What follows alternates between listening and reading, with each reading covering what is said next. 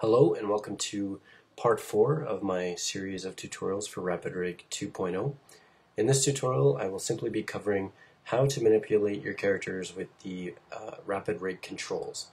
So to start, I'm just going to start at the extremities and work my way in. So we have a left side, right side, and they're basically the same other than just mirroring behaviors.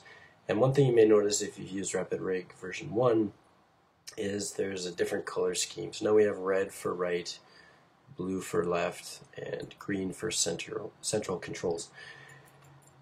One other thing you'll notice as well, this is a fairly new feature, is when you're manipulating fingers, in the past the only way to do it was to highlight controls and manipulate them in such a way like this. Some people like that way, some people don't, especially if you have your hand in a fist, for example. It can be kind of tricky to get in there and select the controls you want. So another way to manipulate your controls, again, you have both options. You can use one or the other or both. In the switch control, we have a huge number of channels now that are available to you. So if I want to go in and curl my fingers, I can simply grab these values, either type in a value that I want or manipulate it by highlighting and minimalist dragging.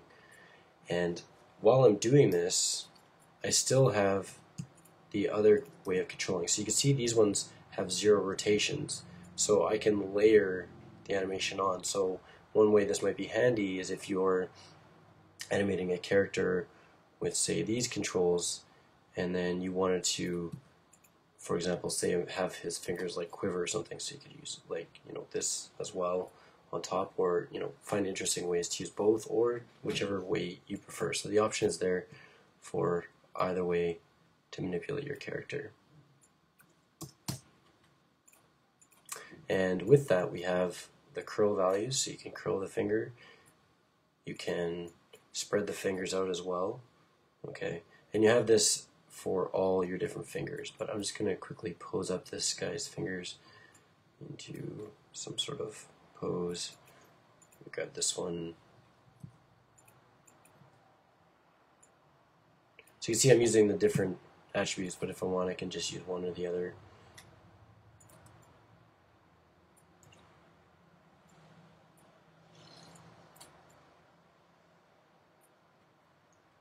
And you can even select, from one to the other. So let's say I want to curl in fingers 2 and 3, just do that. Rotate those in.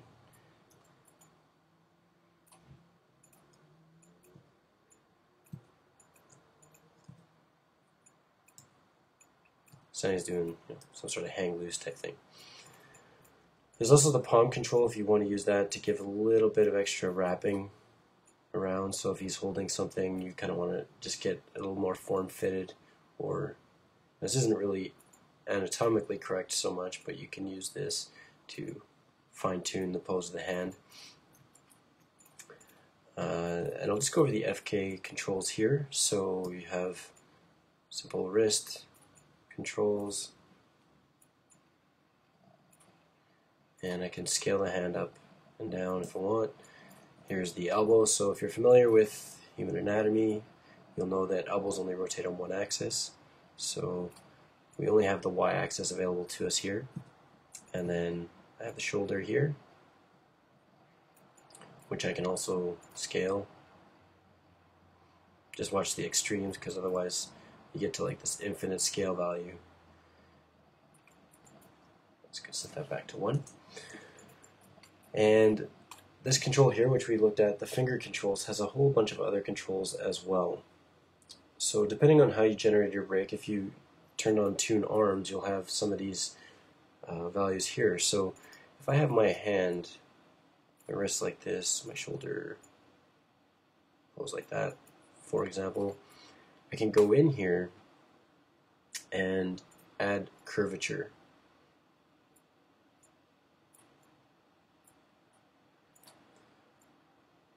To the arm. So this can give you sort of like a cartoony sort of spaghetti arm sort of feel, something like Dr. Zeus. That was kind of the inspiration of this sort of curvature in the arms and legs.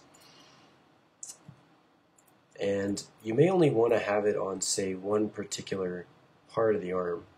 So let's say, and this is something relatively new as well, if I have my curve on, let's say I still wanted the wrist to be kind of tighter. Sorry about the weights, it's not perfect, but you'll get the idea. So let's say I only want a curvature on, say, the elbow. I can go in and turn off the upper curve, so now the shoulder has no curvature, and I can do the same thing for the wrist. So now only the elbow has curvature. Likewise, I could turn that off as well, and then maybe only have it in the wrist and the shoulder. And I still have like that sharper elbow. And then the curve value is sort of a multiplier of these ones. So if it's off, it overrides all of those. So I'll leave that on. I'll leave all these turn to a value of 1. You could use whatever values seem to work best for you. Maybe we'll leave it at 0.7 for now. And on the FK shoulder, we also have shoulder orient. So what this does is if my character is, say, rotating, you can see his arm is very rigid and moves with the rest of the body. If I turn off the orient, it won't orient to the body anymore. So now if I rotate him, you can see the orientation of his hand stays relatively flat because his whole arm is staying, it's moving with the body, just not rotating with it. And I'm going to turn that back on just for now. The next thing I have is Clavicle Influence. So what this is my clavicle, if I rotate that, set him back to 0, if I rotate his clavicle, you can see I can get, like, you know, maybe a shoulder shrug or something. Right, you can see his arm stays the same, but if I want the clavicle to actually influence the rotation of the arm, I can turn that on. Now as I rotate this, you can see the clavicle affects the shoulder. So I'll leave that off. And one other thing that's now new is I can go in and translate my shoulder control. And the other thing that's new with the arm is if I'm in IK mode, so here I'm in IK mode. Before there was no way to manipulate where the shoulder was, but you'll see that the shoulder control is still there. Rotating it has no effect because this is the FK control. However, translating it still affects it. So let's say, for example, you wanted to have a character reach for something and you didn't want his arm to go completely straight. You could use the shoulder control to give you a little bit of extra bend. So that's fairly standard. The other thing we have in here is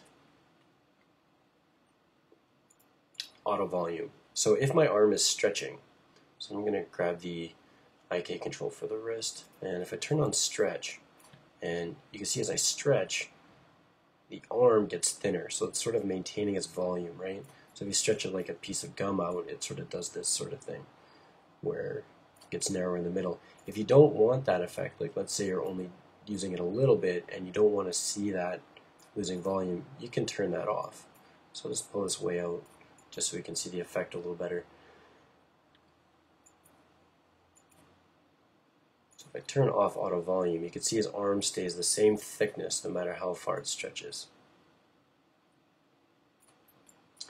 Now that we're in IK mode, let's go over some of the other things in here. So we have the stretch, which we can turn on and off. So the arm will always try to reach this controller no matter what, whether it's moving away or whether the body is pulling away from the arm, it's always going to reach that. If that's off, you can see as I pull the body away or the wrist away, it tries to reach it, but it won't stretch. I'll leave that on. And then the next thing we have is elbow lock. So this is your elbow control, and what you can do is tell the elbow to lock to that. So now wherever I move this, the elbow will follow it, like the actual joints.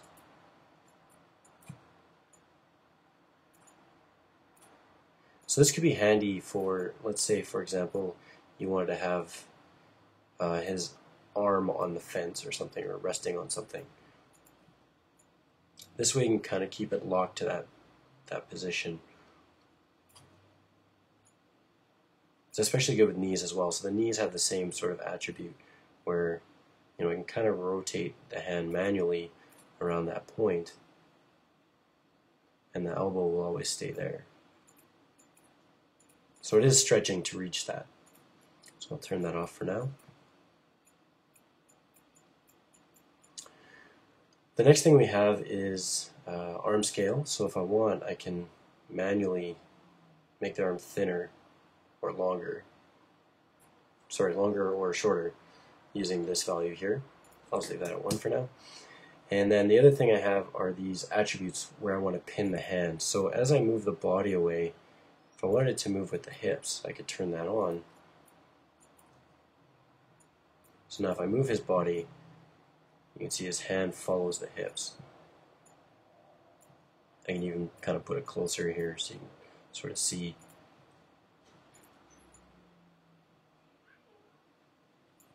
And I could do the same thing, just undoing here. I can pin it to the chest or the head. So I put the hand near the head.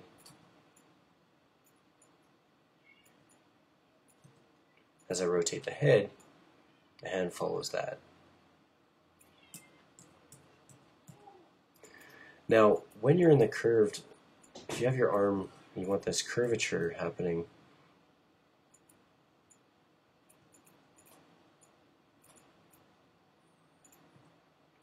So I'm just going to go on and turn the curvature on. So here it's like about 0.7. And if you ever want to fine tune these a little bit more, there are a series of joints.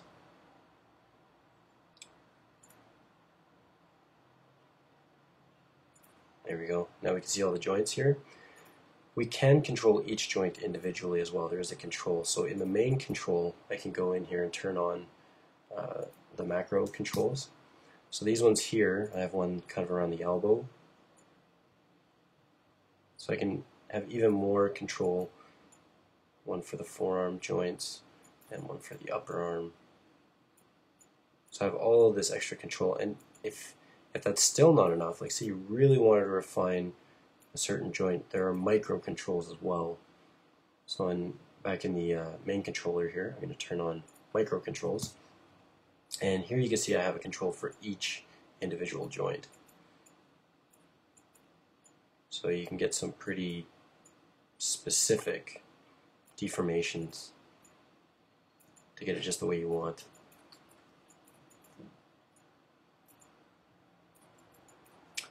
So that's pretty much the arms. So we talked about the shoulder influence, or sorry, clavicle influence, shoulder orient. In FK and IK, clavicle control, you can translate and rotate it as well. We talked about the fingers. So we'll move on to the head. So here's your eye controls. Just going to pull that out a little ways. And I'm going to turn off my joint so I can see the eyes a little better. So if I move this around, you can see the eyes follow it.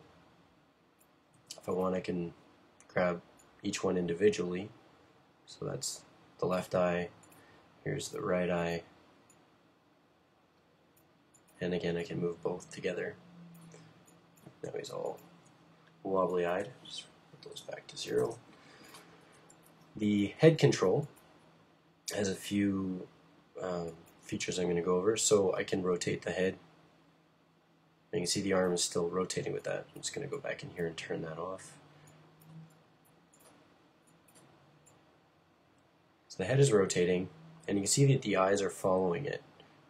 So if I want to turn that off or on, I can grab the main eye aim control and switch local or global. So I switch it to global, now it'll stay locked in space. So as the head rotates, the head will always look at that point in space. So if he's walking forward or whatever, you may want to leave that set to local so that he never walks ahead of his eyes or whatever. You can use that value to do whatever you need to do.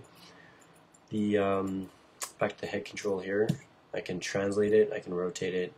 So you can see I can get some stretchiness in the neck.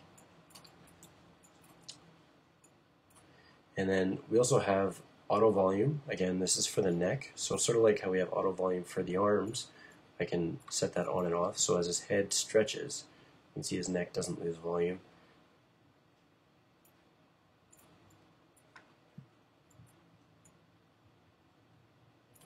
And then we also have head orient. So as this is similar to the shoulder, so as his body rotates, you can see his head is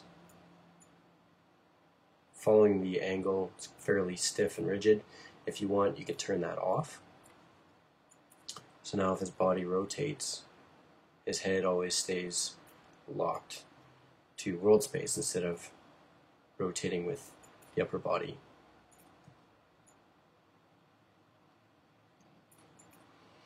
Alright, I'll turn that back on. So moving right along, we have the spine controls here. And I have a scale value which I can use to scale the arms up and then manipulate the head in FK mode. And the IK mode still works. So the IK kind of sits on top of the FK. Alright, let's put these back to 0. Back to 1.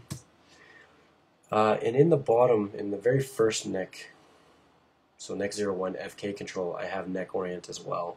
So as his body rotates, let's rotate his upper body here. You can see that the neck rotates with that. I can adjust the value so neck orient is off. So now, wherever his body rotates, the neck does not rotate with it, but it will move with it. So if I move the main, like his root control here, you can see that the neck moves with it but doesn't rotate with it.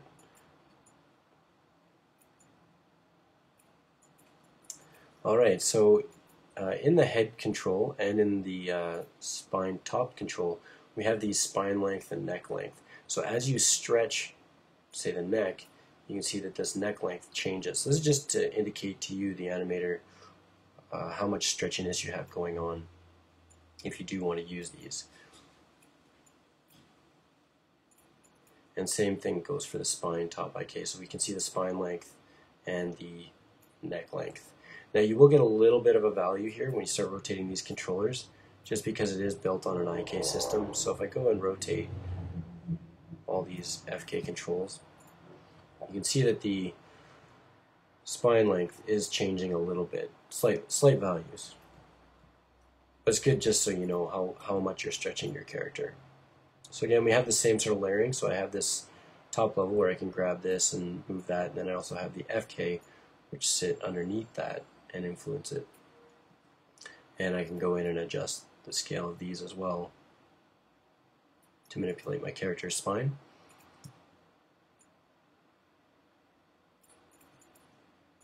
And just like the arms, we also have in here extra controls for the neck and for the spine. So in the middle of the neck and the spine, there's a central controller. I'll just turn on the one for the spine. The neck one works exactly the same way. So when I'm manipulating the spine, I can go in and grab this and stretch it way out. Sorry about the weights again. They're not perfect. So I can use this as well as another layer of control. So I want to rotate him over, tilt him over, and I wanted to have a little bit more curvature. I can kind of grab that and pull that out. And if I want even more control than that, I can go in and turn on the micro controls for the spine, and now I have an individual control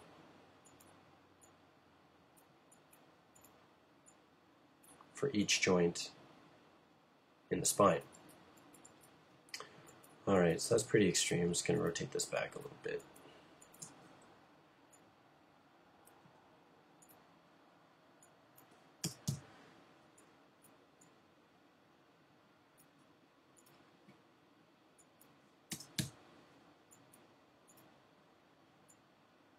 Alright, so he's pretty twisted up now. Just going to go in and reset these ones as well, just to get him back to somewhat less painful looking pose.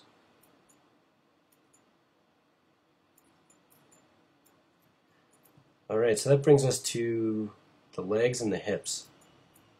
which work fairly similar to the arms in IK, and we also have FK mode as well. So I can rotate the whole character from the root control, but sometimes you may just want to pivot the hips. So that's what we have the main hip control on the hips for.